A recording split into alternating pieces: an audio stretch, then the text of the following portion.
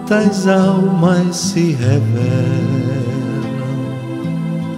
no caminho que se segue, quanta alegria em tantos lábios que pedem.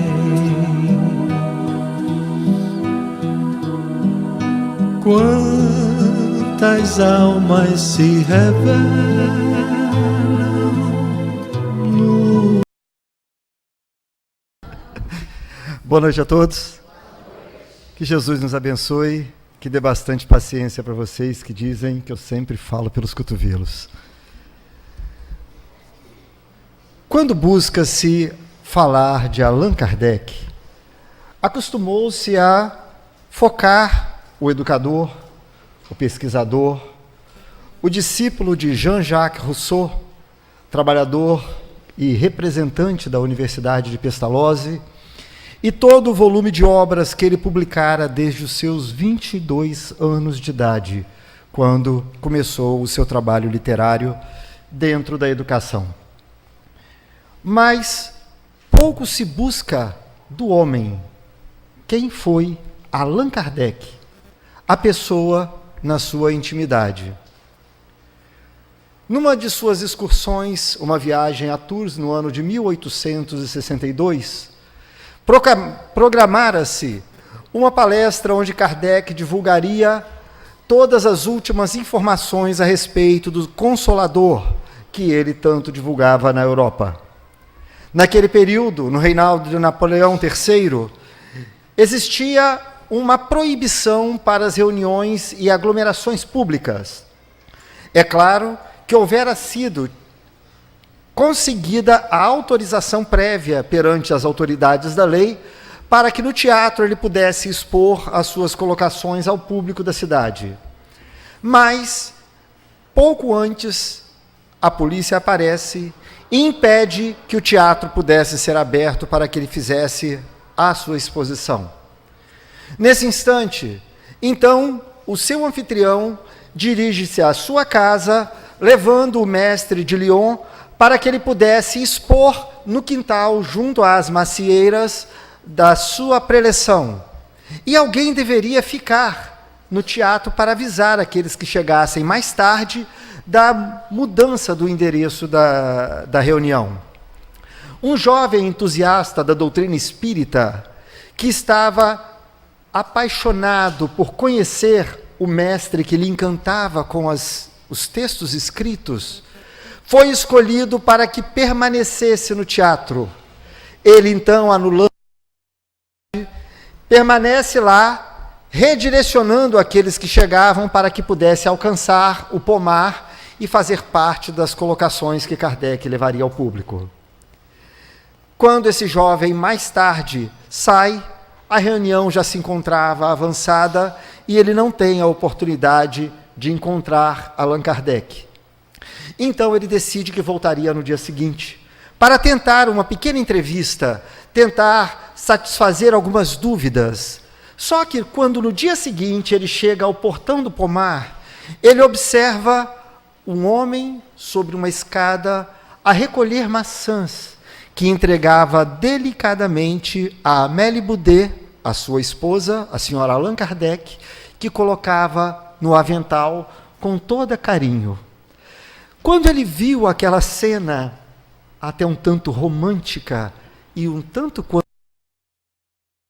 ele se inibe e não se sente no direito de tirar a privacidade familiar, fecha o portão e retira-se sem a entrevista que ele tanto sonhava.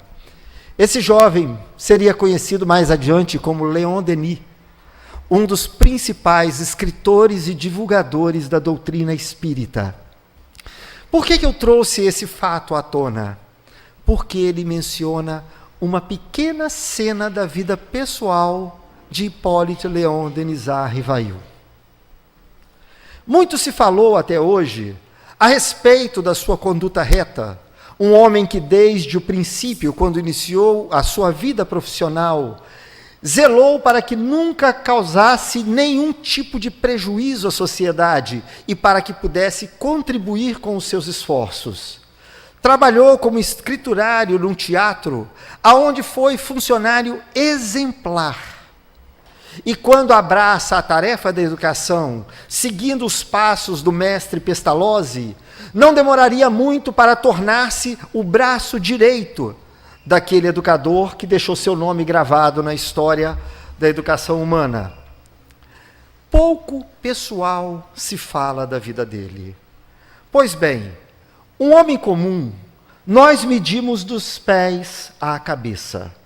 Mas, segundo Napoleão Bonaparte, a grandiosidade de um homem mede-se dos ombros para cima.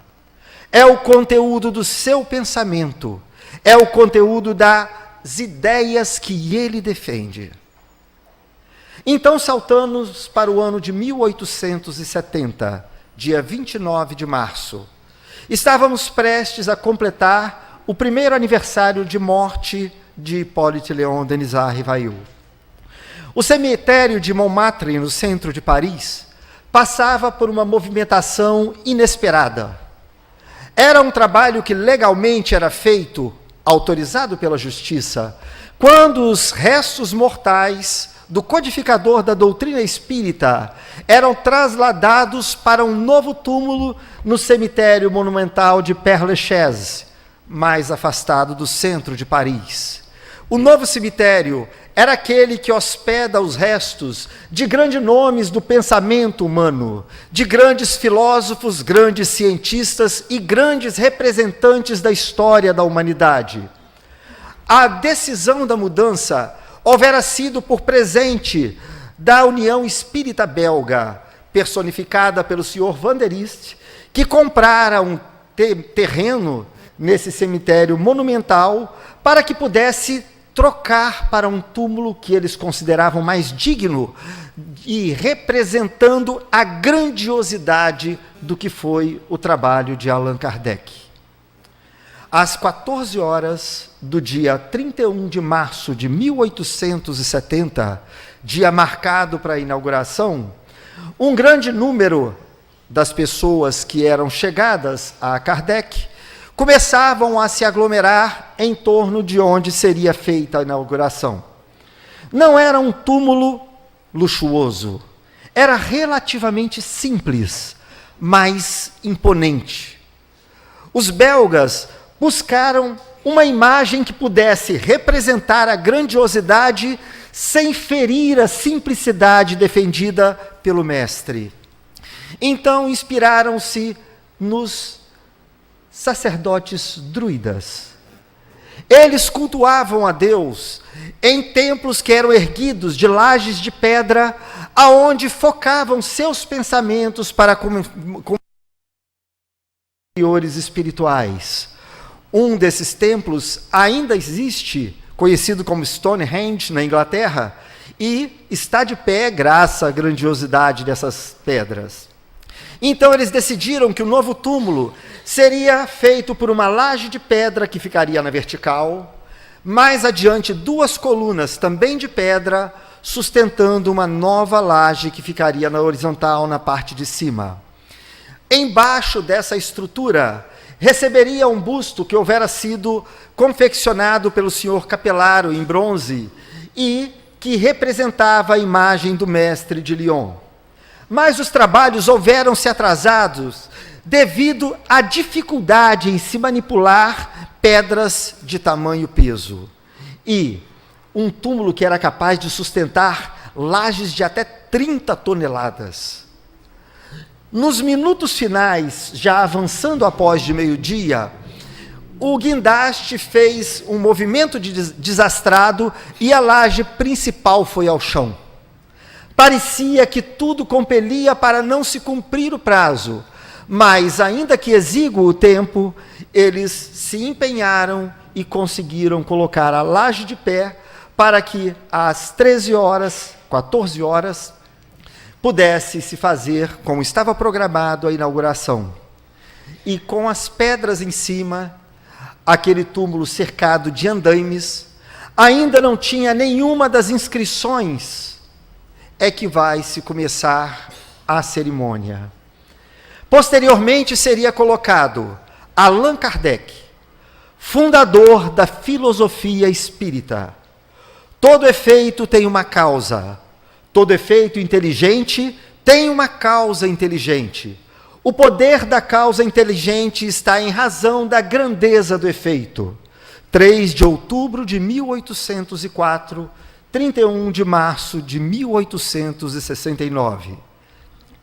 Nascer, morrer, renascer ainda e progredir sempre, tal é a lei. Palavras da União Espírita Belga que ficariam eternizados nesse monumento.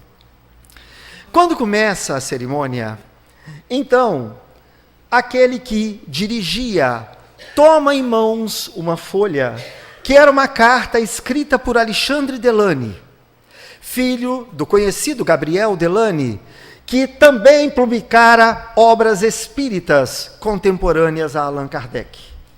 E nessa carta, eu vou dizer com as minhas palavras, para não ficar uma leitura, mas tentando ser fiel ao conteúdo. Dizia: Rouvray, 30 de março. Já faz cerca de um mês que encontro-me afastado aqui por uma doença que me acolhe há cerca de 6 meses.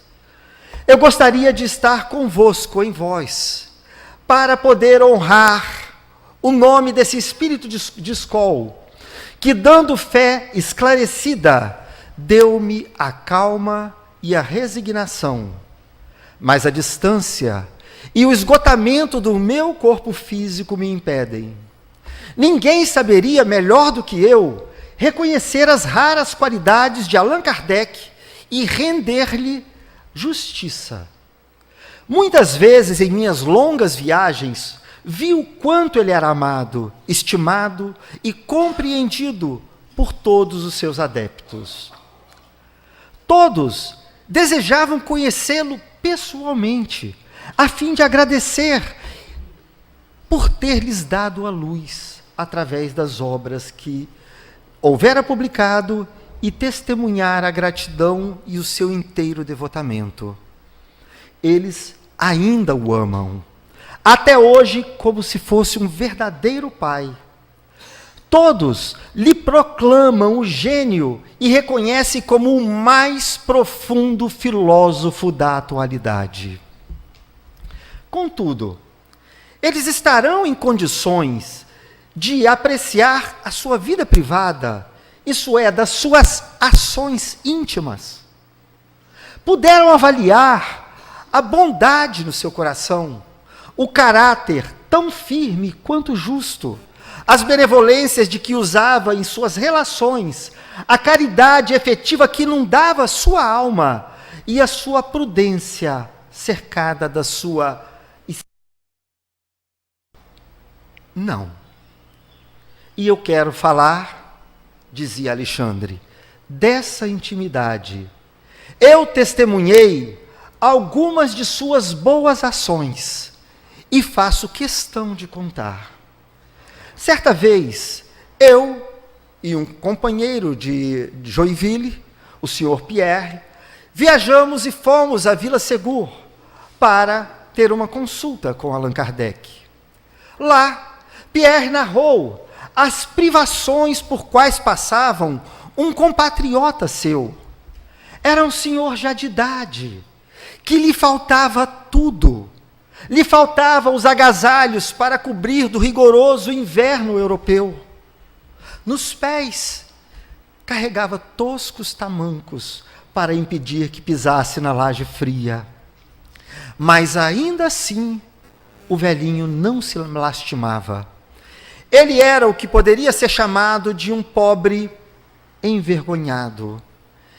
Ele tivera tido contato com uma brochura espírita e conheceu as ideias defendidas por Allan Kardec. A partir de então, foi tomado de extrema resignação e confortava o seu coração com a esperança de que o que lhe cabia haveria de lhe esperar mais adiante. Quando o Sr. Pierre para de falar, o professor Hippolyte tinha seus olhos banhados em lágrimas. Ele enfia as mãos no bolso, pega algumas moedas de ouro e entrega. Tomai. Buscai cobrir as necessidades imediatas do teu protegido. Mas me parece que ele é uma pessoa que gosta de estudar, mas lhe faltam recursos. Então te peço que retorne aqui amanhã e me farei portador de tantas obras quanto for possível para que você possa levar até ele. O velhinho, até hoje o bendiz, narra Alexandre. Além de lhe dar o pão material para suprir as necessidades imediatas, ele lhe dará o pão da vida e a riqueza da inteligência moral. Mas Alexandre não se contenta com essa colocação e vai buscar uma outra experiência. Narra a história de um espírita que vivia a cerca de 20 léguas de Paris, que lia com frequência as publicações da revista Espírita, e escreve então uma carta para o mestre Lyonês, convidando para que esse pudesse visitá-lo, porque ele gostaria de estar presente àquelas manifestações maravilhosas que eram descritas nas publicações. Kardec, sempre solícito e considerando que os espíritos e o espiritismo, além dos espíritas, devem ser assistidos e assistir a todos os humildes e pequenos, parte em breve com uma pequena comitiva da onde estava inclusa a senhora Allan Kardec e visita esse companheiro.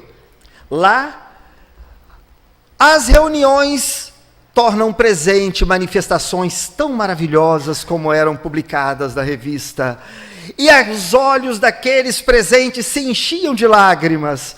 Mas durante esse período curto de dias, o anfitrião fora acolhido por uma perda súbita de recursos e tenta dissimular o tanto quanto possível para que seus hóspedes não sejam constrangidos pela situação desagradável a que ele se submetera.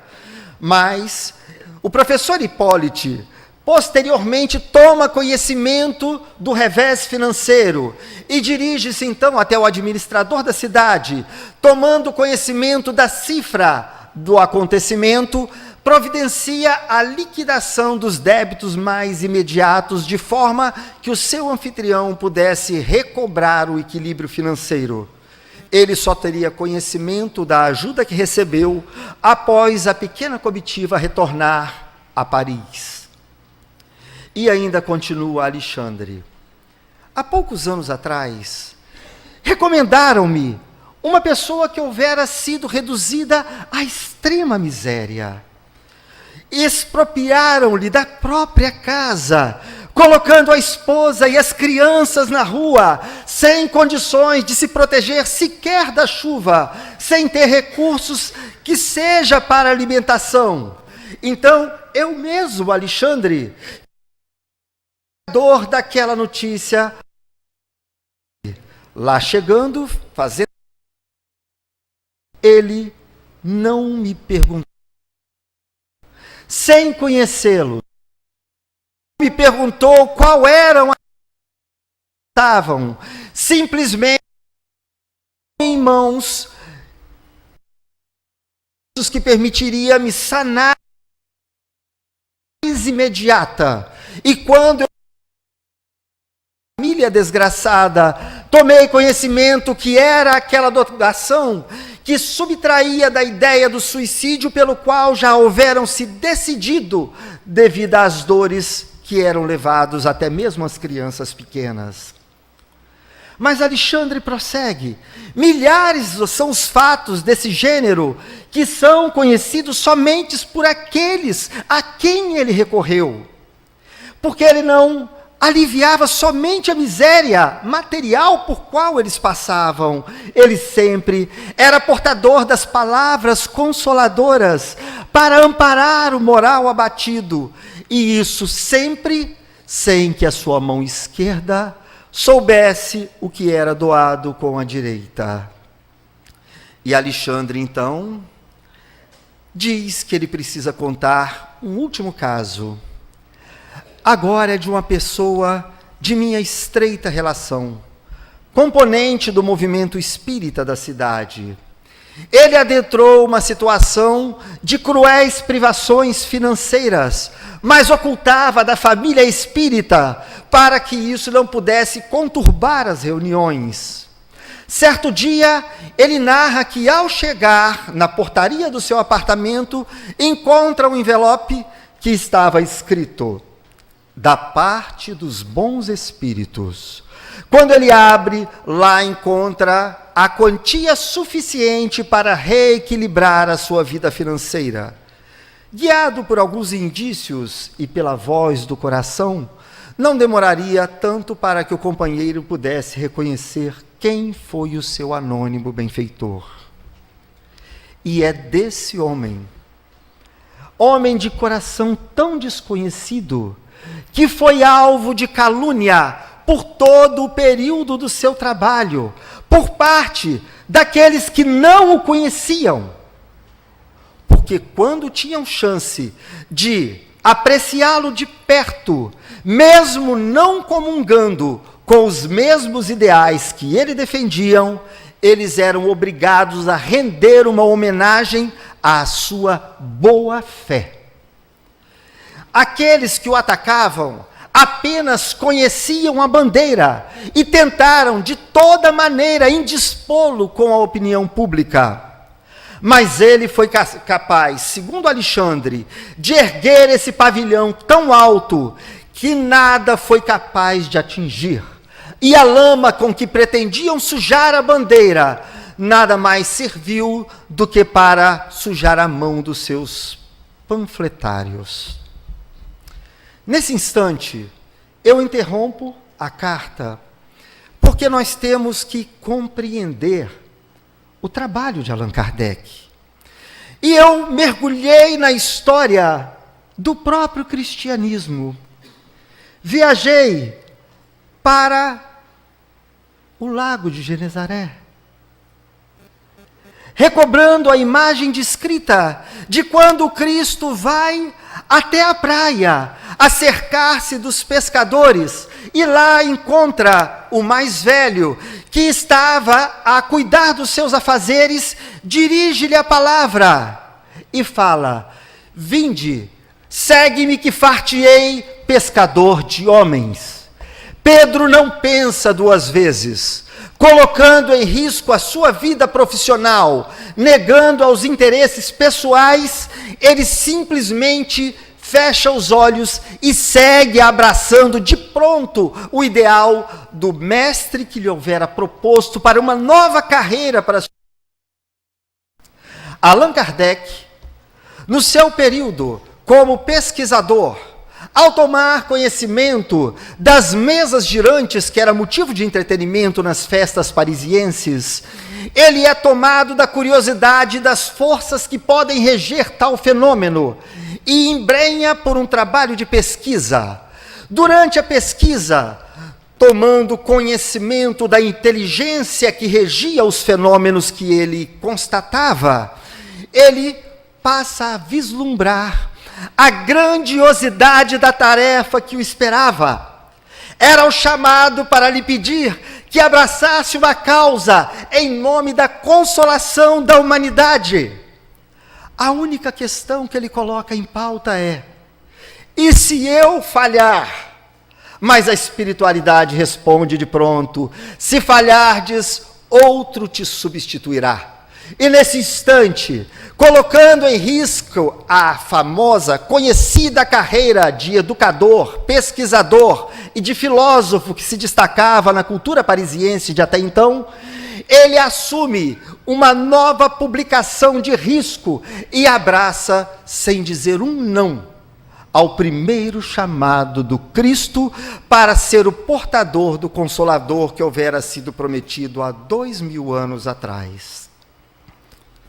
Se voltamos lá atrás novamente, encontramos a figura de João, o Batista, aquele que batizava da água, prometendo a chegada daquele que batizaria pelo fogo. Ele trazia a mensagem de que o enviado haveria de chegar.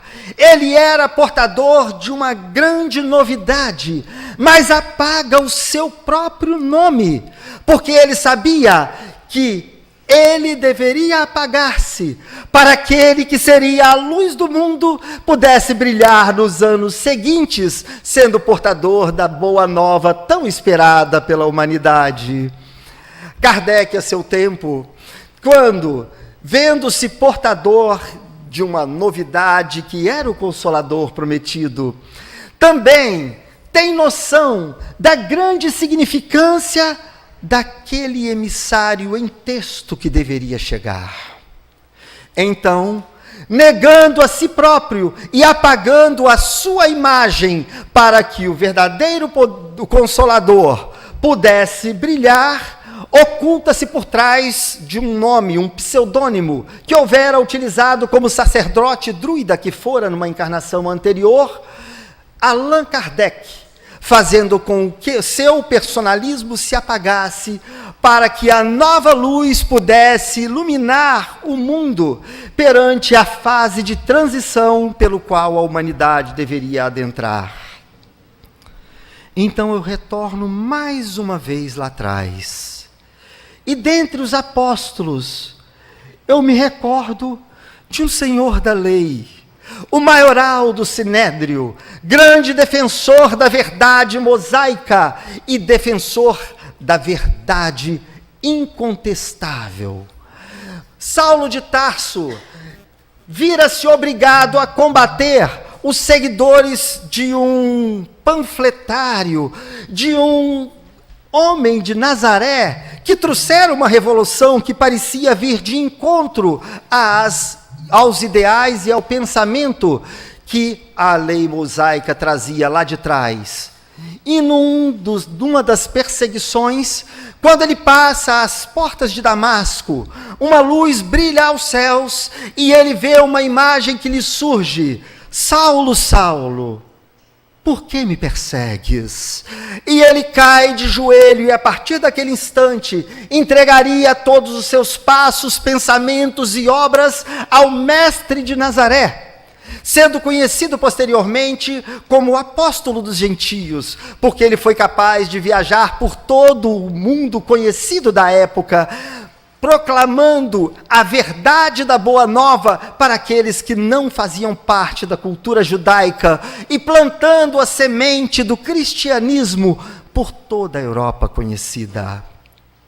Kardec, na sua pequenez, viajou por mais de 370 léguas por toda a Europa, levando as suas obras que seriam queimadas, levando o ideal pelo qual seria perseguido, mas plantando a semente que deveria germinar, frutificar, crescimento à doutrina. Então, naquele ele carregava de João Evangelista um quê de Paulo de Tarso, de o apóstolo do Consolador, para trazer uma novidade,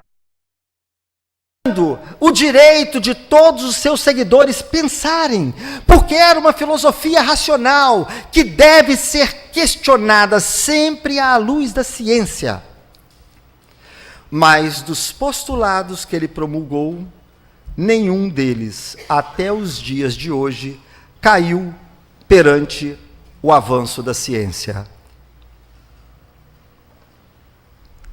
Na pergunta de número 53 de O Livro dos Espíritos, ele questionara a espiritualidade. O homem surgiu em muitos pontos do globo? E os espíritos respondem: sim, em várias épocas, o que também constitui uma das causas da diversidade das raças. Depois, dispersando-se os homens por climas diversos e aliando-se umas às outras raças, novos tipos se formaram.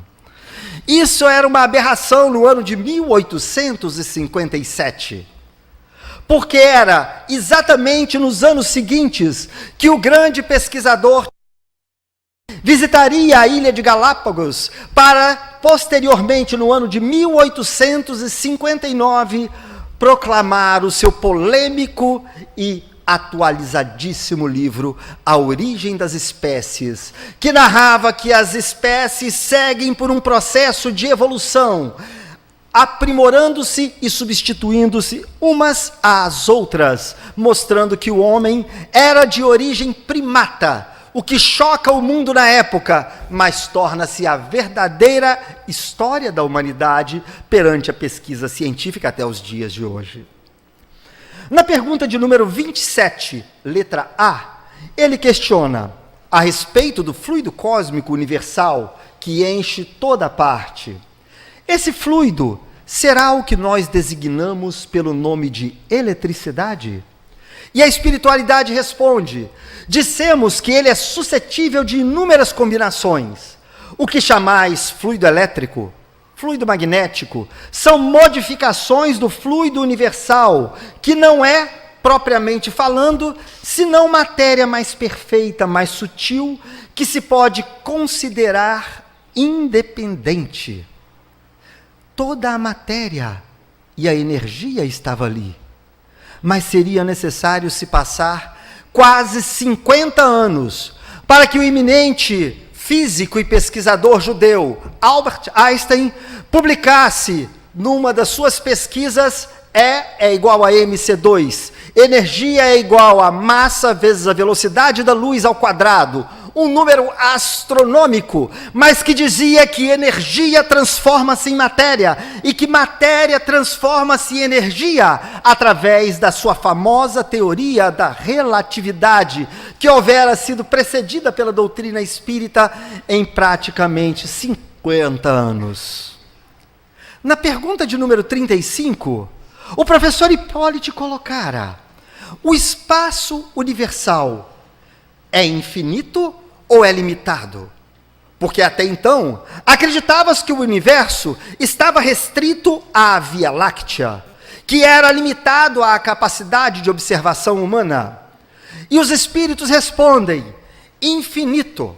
Supõe no limitado, que haverá então depois dos seus limites? Isto te confunde a razão, bem o sei. No entanto, a razão te diz que não pode ser de outro modo. O mesmo se dá com o infinito e todas as coisas. Não é na pequenina esfera que vos achais que podereis compreendê-la. E foram necessários cerca de 70 anos para que um astrônomo com o nome de Edwin Hubble pudesse avaliar uma nebulosa que era considerada como poeira praticamente da Via Láctea, e chegar à conclusão que tratava-se de uma outra galáxia, a galáxia de Andrômeda, mas que parecia poeira devido à distância que ela se encontrava, que era muito além da Via Láctea, mas que estava precedido pelos escritos do Livro dos Espíritos. Na pergunta de número 36, observe que são todas perguntas do início. Kardec ainda perguntou: o vácuo absoluto existe em alguma parte do espaço universal? Porque até pouco tempo, eu me lembro quando o homem foi à Lua, descrevia-se que a nave voaria no vácuo, e os cálculos são feitos pelo deslocamento da luz e para a viagem, considerando um atrito praticamente zero, que é com o vácuo.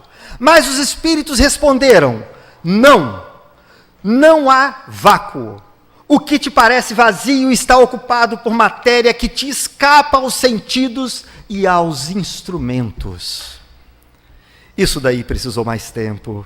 Foi agora, em 2011, que os pesquisadores Saul Perlmutter, Adam Ries e Brian Schmidt pudessem afirmar a existência de uma matéria não tangível, que eles deram o nome de matéria escura, mas cuja massa permite explicar o avanço acelerado do afastamento das galáxias. E graças a essa publicação e à comprovação da existência da matéria escura, eles recebem o Prêmio Nobel no ano de 1988. Pois bem, A ciência, através da psicologia, da medicina, que já tem como carteira obrigatória o espiritualismo e a interferência do mundo espiritual sobre a saúde das pessoas, cada vez mais rende praticamente uma homenagem a esse educador de Lyon, quando dá respaldo científico a todas as ideias que ele publicou. Então eu retorno às palavras finais de Alexandre Delano. Caro mestre, nobre e grande espírito, paira em tua majestade sobre aqueles que te amam e respeitam. Observam os que te são totalmente devotados.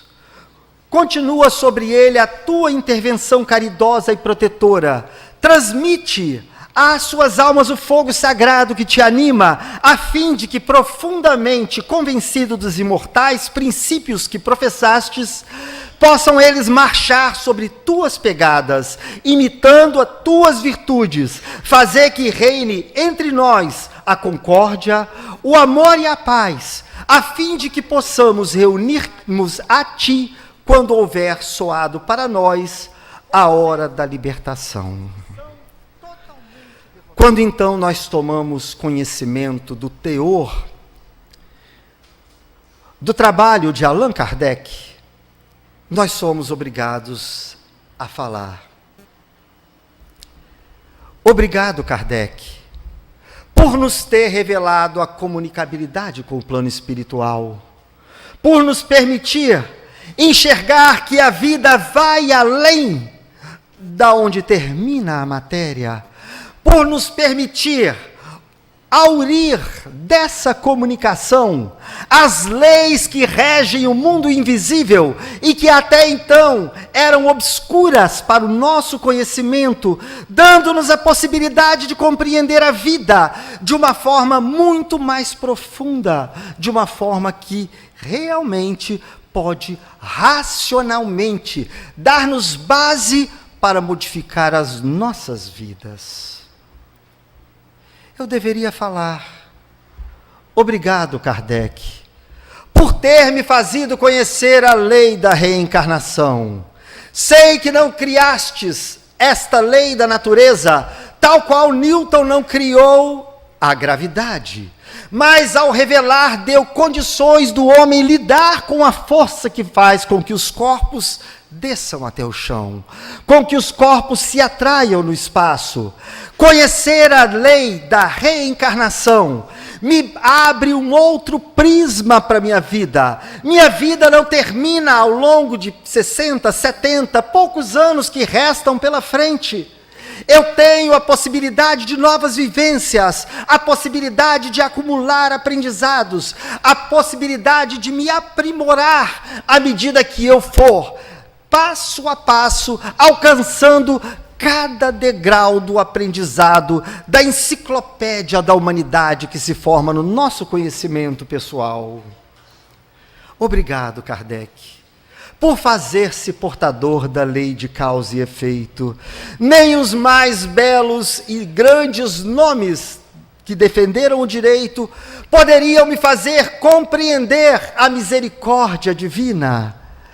Isso me faz romper com as imagens antigas de céu e de inferno, com as imagens do sofrimento eterno, e me faz compreender que acima das consequências dolorosas que eu haverei de colher, frutos da semente amarga que eu planto quando ajo perante os meus semelhantes, eu terei sempre em minha defesa a misericórdia divina, de um que ama indistintamente seus filhos, e que muito querer punir aqueles que e que se embrenham na carreira do ele quer verdadeiramente educar, porque a maldade não é em si dolosa, pensa que se manifesta na atitude daqueles que ainda não provêm o conhecimento suficiente para vencer a ignorância no qual estão mergulhados.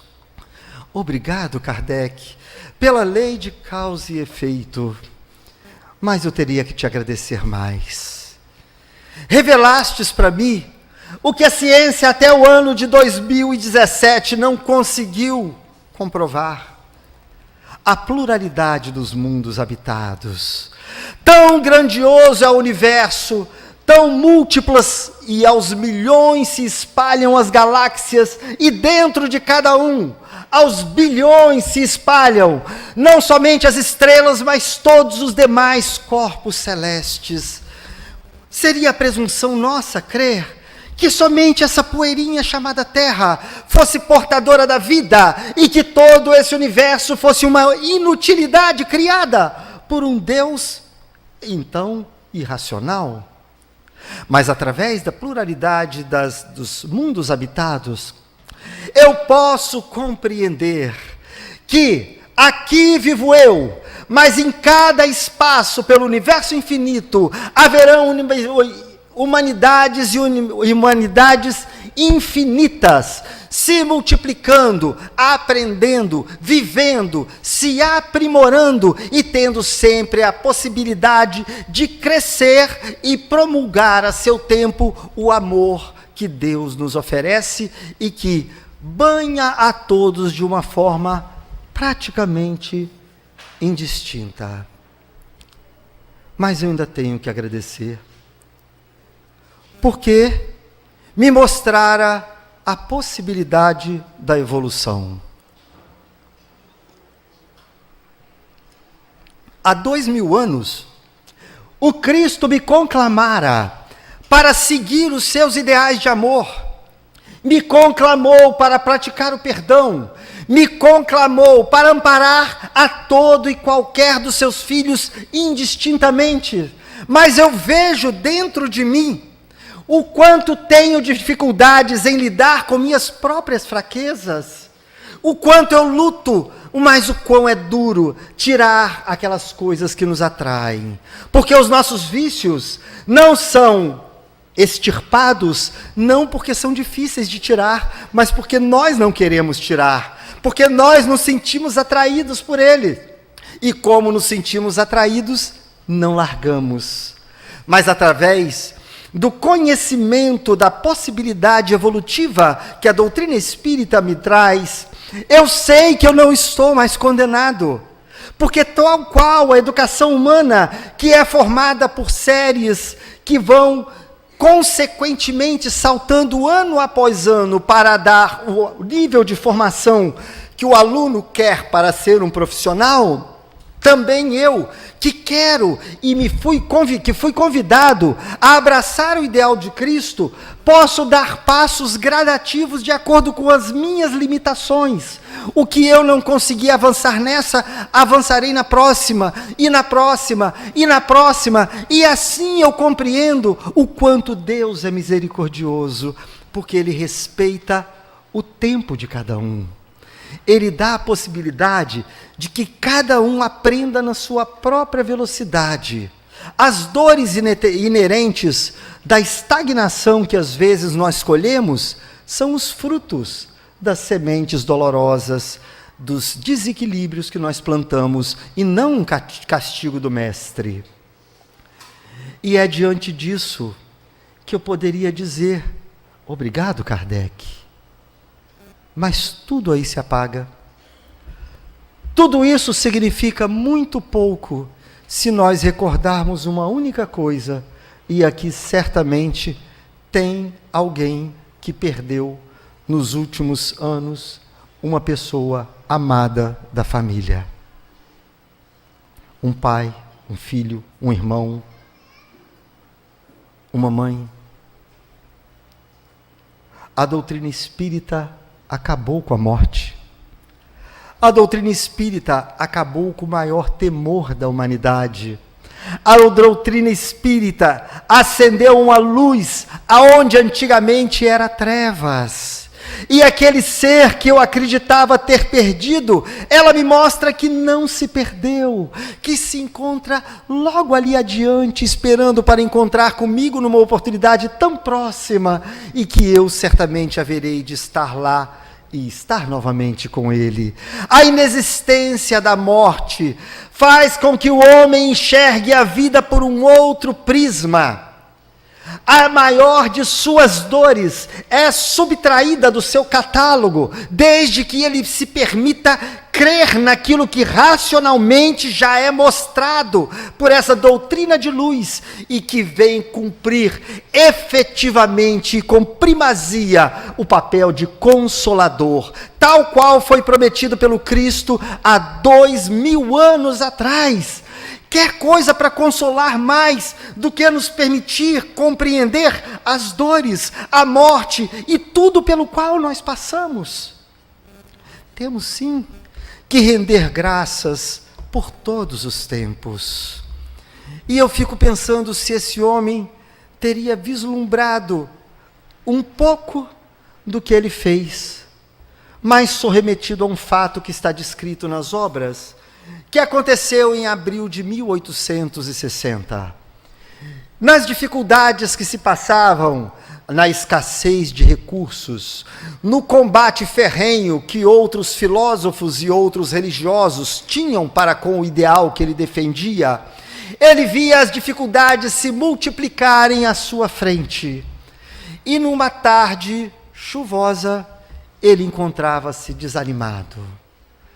Recosta-se no seu escritório e encontrava-se pensativo, até que em determinado momento, Amélie Boudet, sua amada esposa, abre a porta sendo portadora de um pacote que houvera sido entregue pelo serviço de correspondência.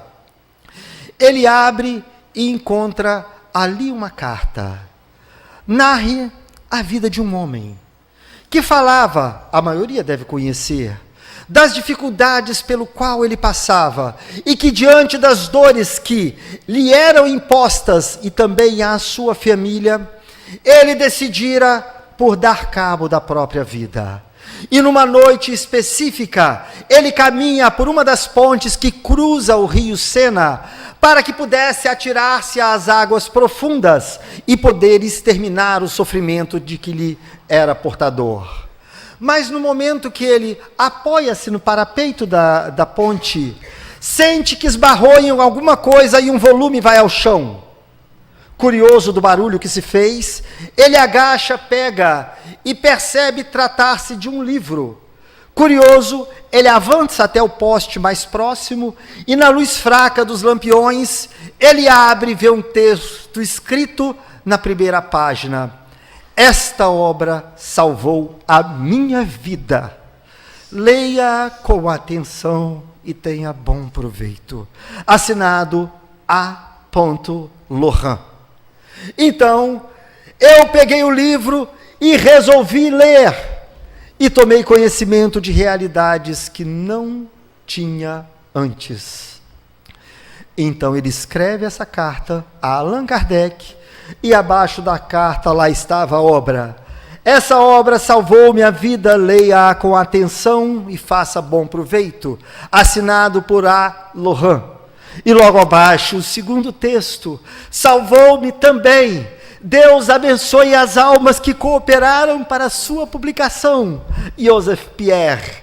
Lá estava a luz, porque uma única vida salva é capaz de fazer brilhar e fazer a vontade de um homem ir adiante perante todas as dores que lhes batem à porta.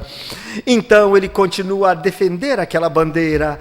Fora da caridade não há salvação. Não nos convida para a doutrina espírita, não nos convida para os ideais espírita, mas convida-nos para os ideais do Cristo, agora pautados pela razão que nos foi oferecida pela filosofia que foi trazida pela espiritualidade através de suas mãos. Então, nós nos perguntamos, o que deveríamos fazer? Se eu pudesse conversar com Jesus hoje, o que eu falaria?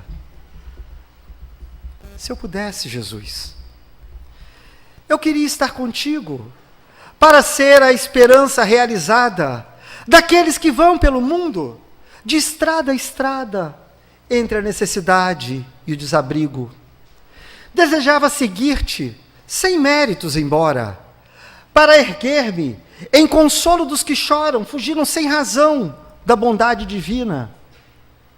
Eu queria acompanhar-te nos recintos onde a dor leciona e a aperfeiçoa, a fim de ser o conforto junto dela, e manejando a frase terna e boa, afirmar como a vida é grande e bela. Se eu pudesse, Senhor, eu conversaria com todas as crianças, para dizer que não te cansas de criar alegria, e seria feliz ao converter-me num modesto recado, informando Jesus para todos os velhinhos, que eles nunca estão sozinhos, porque segues conosco, lado a lado.